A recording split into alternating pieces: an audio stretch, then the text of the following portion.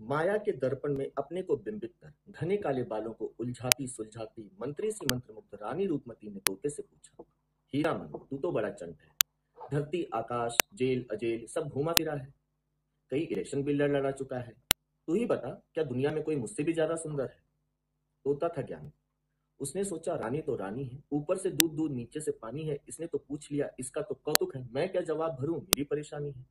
इसीलिए उसने सबसे पहले उत्तर को तर्कों में तोला, फिर घुमाकर प्रतीकों में बोला, सुन रानी, कंद की गड़हैया में हंस नहीं आता है, इसीलिए ऐसी जगह बगुले को ही हंस कहा जाता है।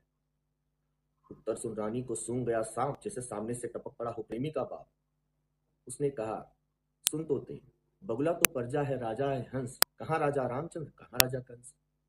तोते ने सोचा, बहुत हुआ रानी गिरी, अब ठीक करना ही पड़ेगा। वो बोला, सुन रानी, बगुला है भगत और हंस परम हंस, एक जैसा रूप रंग एक जैसा वंश, एक खाए मीन मच्छ एक चुगे मोती, हंस का दुशाला है बगुले की धोती, राजा का मालपुआ प्रजा की रोटी, इतनी सी दूरी तो कहाँ नहीं होती। देख देख तोते का ऐसा बर्ताव, रानी मर्दानी को चढ़ आया ताव, बिजली सी तड़प उठी, फोन को उठाया, उसी घड़ी उसी वक्त मंत्री को बुलाया, आते ही मंत्री को ये ऑर्डर पकड़ाया, लाओ एक बगुला और लाओ एक हंस, जांचूंगी दोनों को अभी एडवांस।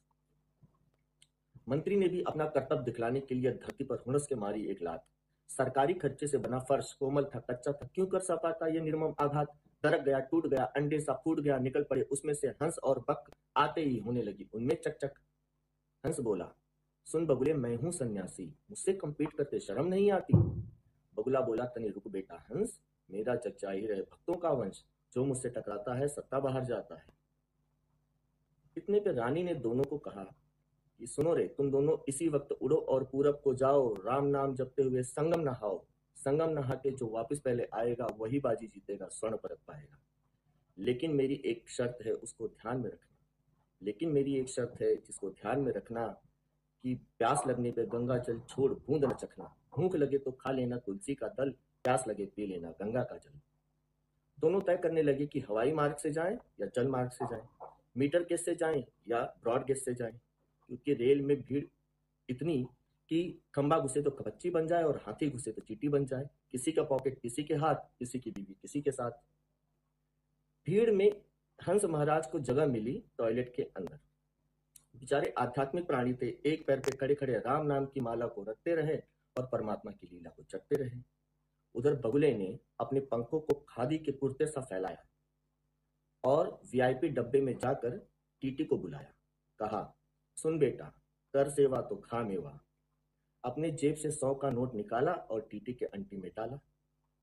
टीटी ने भी अपने हाथ में कमंडल से जल निकाला और प्रथम समर्पयामि ओम स्वाहा करके एक बर्त दे डाला। रेलवे प्लेटफॉर्म पे तुलसी दल और गंगा जल तो कहीं था नहीं, इसीलिए हंस महाराज भूखे प्यासे तड़पते रहे और संगम की राह को तकते रहे। उधर बगुले ने सोचा कि भूख लगे और प्यास लगे तो गंगा जल और तुलसी दल का शर्त है, लेकिन बिना भूख प्यास के कुछ भी खा पी लेने में क्या हर्ज है। इसीलिए उसने सबसे पहले खा लिया एक प्लेट मच्छी और पी लिया एक पौआ विस्की। अब दोनों संगम में उतरे तो खाली पेट हंस महाराज ने तान कर पानी पिया, इसीलिए उनका पेट सबसे पहले तो फूला और फिर फूट गया। पिंजड़े का पंछी तो उड़ गया आकाश, जमीन पर पड़ा रहा चितड़ा शरीर और खोखला संन्यास। बगुला संगम नहाकर वापस रानी के पास आया और रानी से कहा, सुन रानी, गंध की गड़हैया में हंस नहीं आता है, आकर पछताता है, भूखों मर जाता है, इसीलिए ऐसी जगह बगुले को ही हंस कहा जाता है।